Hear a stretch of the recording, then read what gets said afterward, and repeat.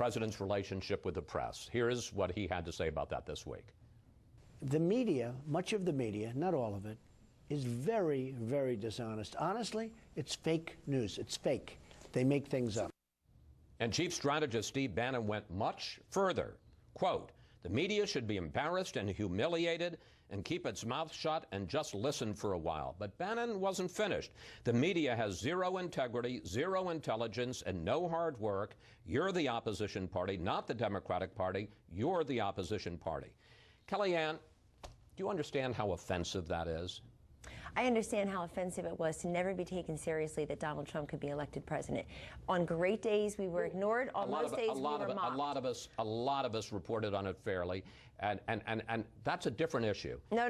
It is the issue because it extends into this presidency, Chris. You can't put a piece of tissue paper between the way Donald Trump was covered as the Republican candidate, the Republican nominee, the president-elect, and the president. It's all the same. It is an anti-Trump screed. It is completely disrespectful to the office of the president. Why? Look at what happened this week. Nobody's interested in learning the policies. It's just a string of sound bites. I've been asking you about policies today. I asked you about the vetting. I asked you about Mexico. Yes, and I asked you about the Supreme Court. All of those are legitimate questions. Yes, are they not every network and every print outlet is created equally in this. But if you read people's Twitter feeds, that crap would never pass editorial muster in a newspaper or on your TV show on your network here, nor should it. And so the idea that tweets are my own, really, at 10:45 a.m. while you're walking out of the place where you work, all I would say tweets is, are not your own. Much to the dismay of some of the people here at Fox, I don't tweet. Look, it's let me get to, if I may, to the real point. Politicians complain about bad press. I think you have some legitimate complaints about bad press. The First Amendment protects the press. We are in the Constitution, and it is offensive, quite frankly, to have folks, any politician, but folks who have been in the White House for a week lecture us about what we should and shouldn't do and that we should keep our mouths shut. Well, no, I think what my colleague Steve Bannon is saying is, why don't you talk less and go listen to America more? Because let me tell you something. I know what he meant. I work with him every day. The media failed to learn America. Donald Trump proved something that the media failed to do, which is he understood America. The idea that we were never taken seriously in places like Pennsylvania, to say we have zero intelligence, zero integrity, and that we should keep our mouths shut is offensive. I think it's called listen more. And let me just say something that else happens. It's the way that everything is cherry-picked.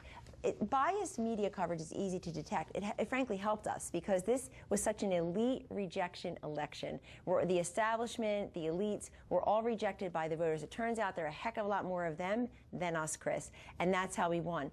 Why is that relevant? It's relevant because people, who's cleaning house? Which one is going to be the first network to get rid of these people who said things that just weren't true? Talk about fake news. Talk about alternative facts. What happened last week? I went on 3 network Sunday shows. I spoke for 35 minutes on 3 network Sunday shows. You know what got picked? The fact that I said alternative facts, not the fact that I ripped a new one to some of those hosts for never covering the facts that matter to America's women, the 16.1 million women in poverty as we sit here, the 12.4 million women who have no health insurance. Everybody should feel outraged. The billions of dollars we have spent as a nation on public education, only to have millions of kids trapped in schools that fail them and never really promote and protect their intelligence and prepare them for the world as they all deserve. They shouldn't be restricted by the zip code where they live. They should be lifted up. This has all been a colossal failure, and nobody wants to talk about that. They want to talk about, it's always zing, it's always playing gotcha. There's no question that when you look at the contributions made by the media, money contributions, they went to Hillary Clinton. We have all the headlines. People should feel embarrassed. Not one network person has been let go. Not one silly political analyst and pundit who talked smack all day long about Donald Trump has been let go. They're on panels every Sunday. They're on cable news every day. Who's the first editorial writer? Where's the first blogger that will be let go that embarrassed his or her outlets? We know all their names. I'm too polite to call them out by name, but they know who they are, and they're all wondering why I'd be the first to go. The election was 3 months ago. None of them have been let go. If this were a real business, if the mainstream media were a thriving private sector business that actually turned a profit, which is not true of many of our newspapers, Chris, 20% of the people would be gone. They embarrassed. They failed to protect their shareholders and their board members and their colleagues. And yet we deal with them every single day. We turn the other cheek. If you're part of Team Trump, you walk around with these gaping, seeping wounds every single day. And that's fine. fine. I believe in a full and fair press. I'm here every Sunday morning. I haven't slept in months. I believe in a full and fair press. But with a free press comes responsibility, and the responsibility is to get the story right. Biased coverage, easy to detect. Incomplete coverage, impossible to detect. That's my major grievance, is that the media they're not giving us complete coverage. President Trump has signed all these executive orders this week. He's met with these heads of state. He's done so many things to stimulate the economy, to boost wages, to create jobs. Where's the coverage? Kellyanne, we're going to have to leave Thanks it there. for having me. It's been fun. And let me say, you didn't rip me a new one. Not at all.